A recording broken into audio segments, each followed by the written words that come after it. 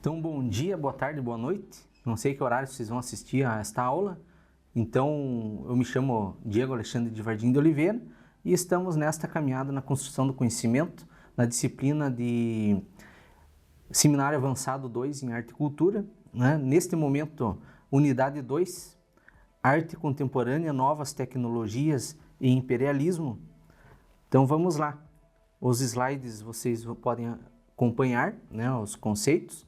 Então, conceitos importantes: arte contemporânea, novas tecnologias e imperialismo.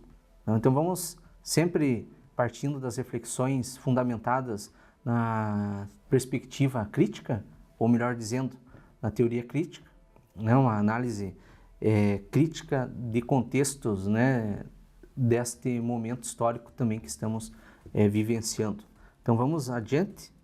Então, arte contemporânea, mais uma vez, Danto vem colaborar com as nossas reflexões, o qual diz o seguinte: dadas duas coisas que se parecem entre si, sob qualquer ponto de vista, mas uma delas sendo uma obra de arte e a outra um objeto comum, o que justifica essa diferença de status?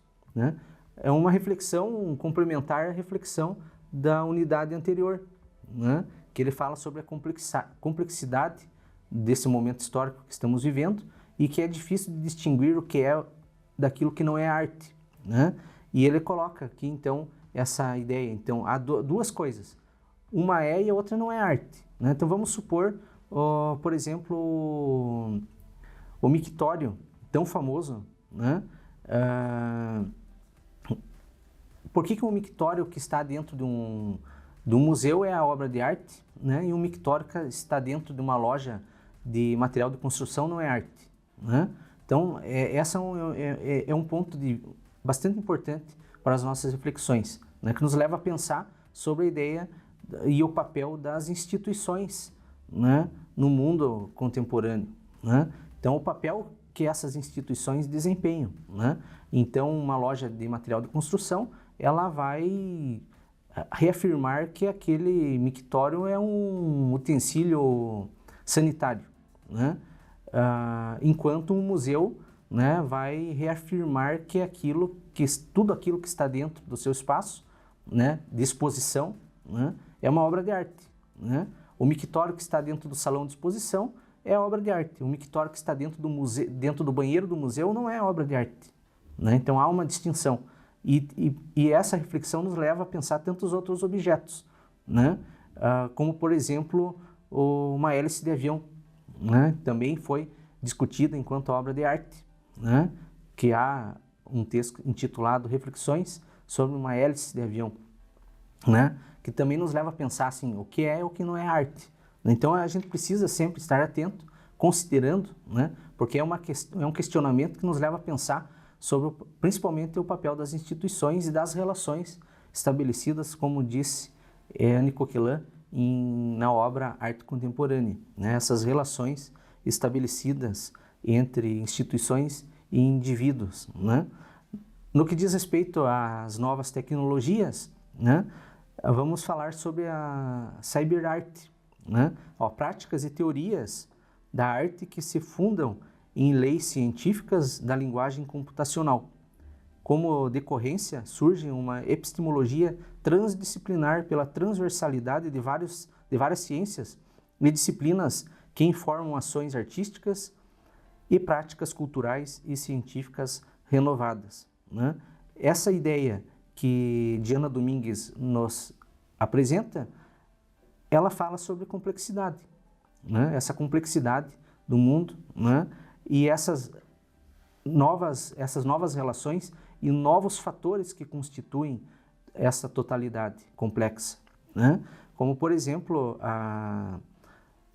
essas leis científicas da linguagem computacional, como ela coloca, e ela fala também sobre epistemologia transdisciplinar, Nós vamos encontrar vários teóricos que dizem que para compreender a complexidade, é necessário uma construção do conhecimento a partir do ponto de vista da complexidade que nos leva a pensar a transdisciplinaridade, As relações estabelecidas entre disciplinas distintas, aquela ideia de que entre 2 ou 3, 4 disciplinas, né, há sempre conhecimentos que estão no entorno, né, e que são conhecimentos comuns, né, e que somente a partir do diálogo, mais uma vez, né, nós conseguiremos, né, desvelá-los, né? Então, por isso que é importante a gente pensar nesta era da tecnologia, né, desse grande avanço da tecnologia, pensar mais uma vez essas relações que nós estabelecemos, né,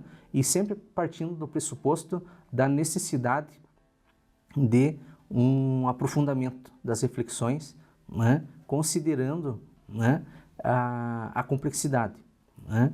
Então, não é somente a minha relação com um tablet, a minha relação com um computador, não é somente isso, né? É uma relação muito mais complexa, né, que envolve inúmeros outros fatores, né, e indivíduos também, né? Então, pensar a cultura neste contexto, né, é pensar em diálogos, né? Sempre o diálogo é presente.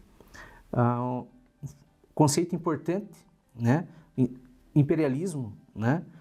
Quando nós pensamos em imperialismo, há um termo que vem à tona, né, que emerge nas discussões, que é o establishment, né? E que também está associado ao etnocentrismo, né? Então, é a relação, né, digamos, cultural, né, com a questão econômica, né? Porque a questão econômica ela está impregnando, ela está condicionando também, né, a cultura, ou melhor dizendo, as culturas, né? E exemplo de establishment dessa relação econômica com a cultura, né, que a princípio a gente pode perceber indícios etnocêntricos, nós temos várias instituições de arte pelo mundo, né? Neste caso desta aula, né, eu trouxe o exemplo do MASP, o Museu de Arte de São Paulo, né? No slide vocês podem observar uma fotografia, né? Nessa fotografia temos personagens de destaque, né, de nível mundial e nacional, né? Ali se encontra então Neemias Guerreiros, Churchill, Moniz Aragão e Assis Chateaubriand, né? Assis Chateaubriand, que foi um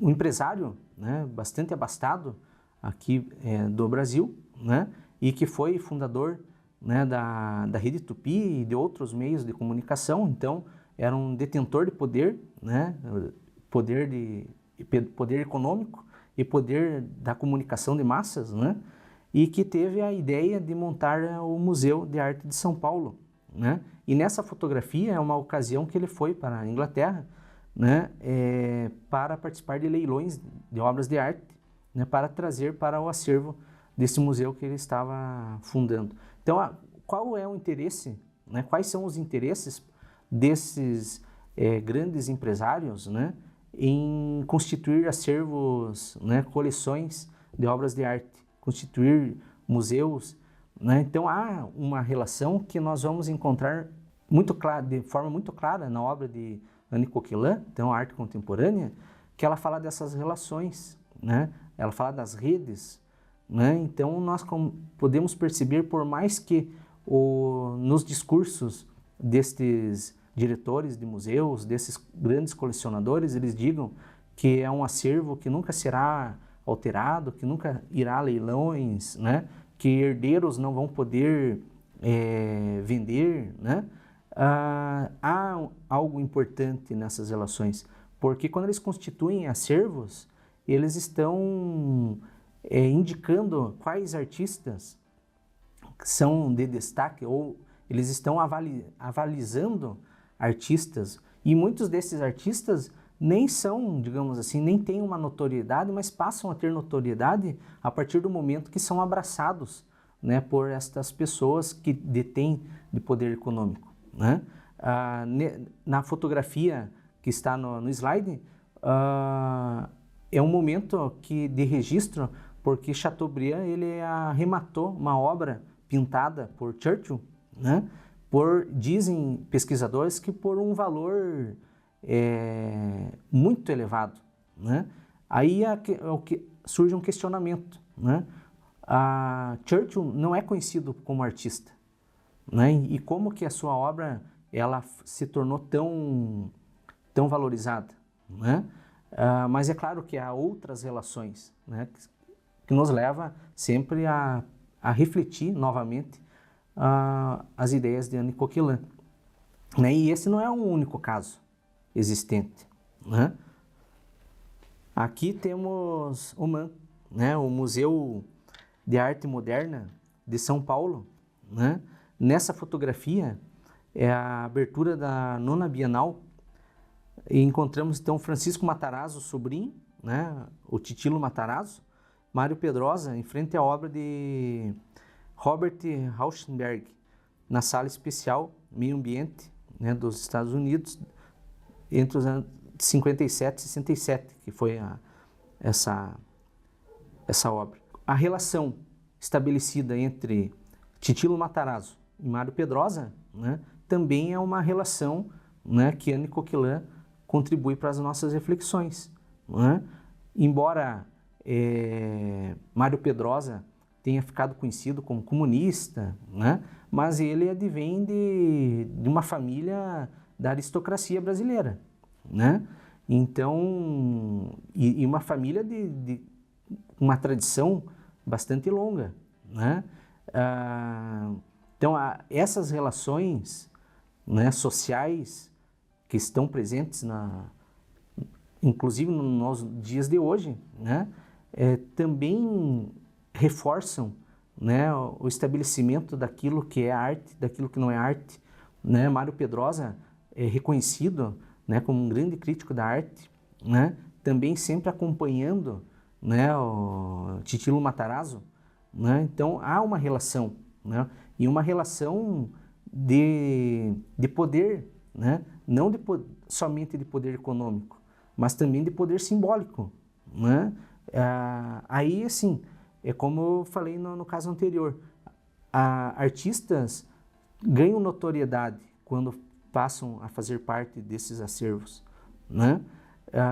Por mais que a parte das obras estejam presas, né, vamos dizer presas ou seguras dentro de acervos desses grandes museus, né, mas há uma outra parte da produção que ainda corre o mercado de arte, de obras de arte, né? Então, e também tem uma outra reflexão que o Will Gombertz ele traz, né, na obra Isto é Arte, que diz o seguinte, que galeristas eles gostam de trabalhar com artistas já falecidos. E por que disso? Porque a produção é limitada, né? Então, quanto mais obras estiverem concentradas em coleções, dentro de museus, né, aquelas poucas que estão no mercado, o valor é muito maior, né? Então, isso é interessante para essas relações estabelecidas dentro dessa rede que Anne Coquelin discute. Sinais de tensão e ruptura iminentes no interior do sistema são reconhecidamente poucos e muito espaçados, mas pode ser que um dia se formem pontos de resistência para contestar e desafiar o que ainda é no presente a ordem dominante. Então no slide vocês podem ver ali uma cena de um leilão, né, onde uma obra de Banksy, né, ela se autodestruiu, ou quase se autodestruiu, porque ficou em meio termo, né, a destruição da obra, porque assim, então a autora Hu, ela fala sobre essas contradições dentro do sistema, né, e que dia chegará em que essas tensões, essas contradições serão percebidas, né, e serão questionadas, né, como já tenha ocorrido manifestações em galerias, em museus, né? Mas é preciso, digamos, refletir, contribuir com o esclarecimento da sociedade, né? Para que percebam essas contradições, né? Aí, a partir desse momento, toda a relação da sociedade com o conhecimento da arte e da cultura será um conhecimento muito mais claro, né? Muito mais reflexivo, né?